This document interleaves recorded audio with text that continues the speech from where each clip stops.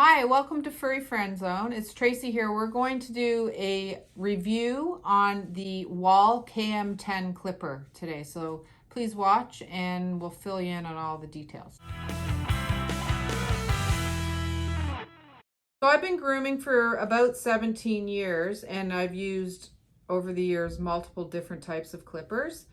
And the Wahl KM10, I was sticking to my Andis because it was my comfort zone, and I finally switched to the KM10, and to be honest, probably my favorite clipper I've ever used. So in this box with the clipper, you get the clipper, you get a Wahl 10 blade, you get a bottle of oil, which you just oil the guts of the clipper. It just keeps everything moving smoothly. And you get a little scrub brush to clean, like you can clean all this stuff out with the scrub brush and get all the hair, because for it to run smoothly, you need to make sure it's hair free in there.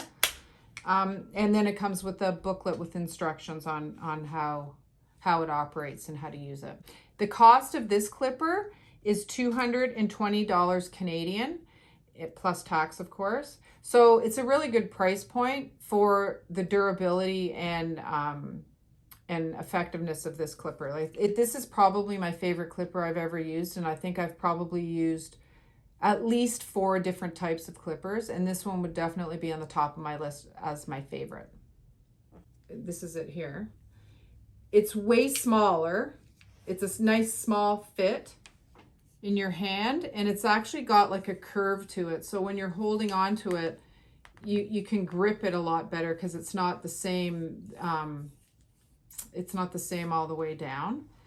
The speed on this is 3,000 to 3,700 strokes per minute, which doesn't sound that fast, but I personally think it's great. It's fine for and it doesn't heat up because it's not as fast. It doesn't heat up as fast, and you have to really be aware of clippers heating up quickly because the blade gets extremely hot, and it can really burn the dog's feet, or like especially if you're doing in the sanitary area and you're using a 10 blade, it can give them razor rash or like heat rash. The only issue with this one, every other clipper that I've had, you have the option of changing the blade drive yourself. This clipper, you cannot change well, I shouldn't say that, you can't change it yourself, but you have to literally take the whole guts of this clipper out to change this blade drive, which is this white piece right here is the blade drive.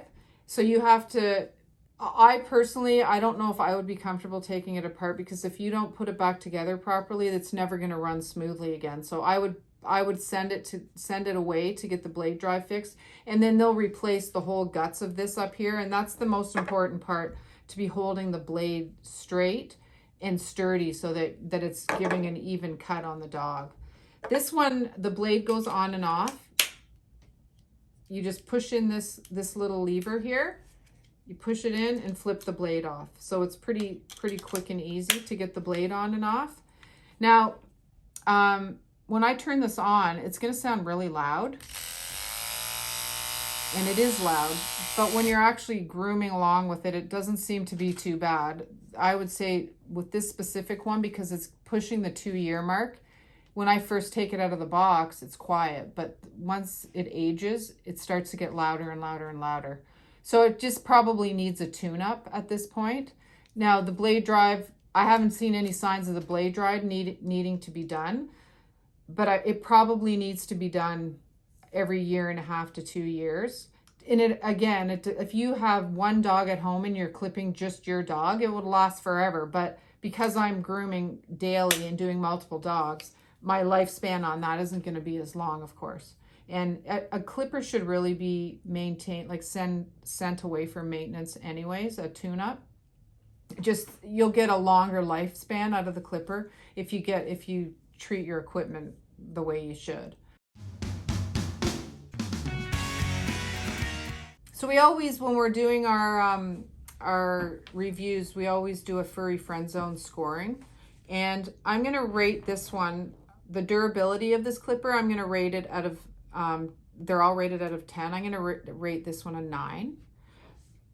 Because I haven't had any issues with this clipper. I've had it for almost 2 years.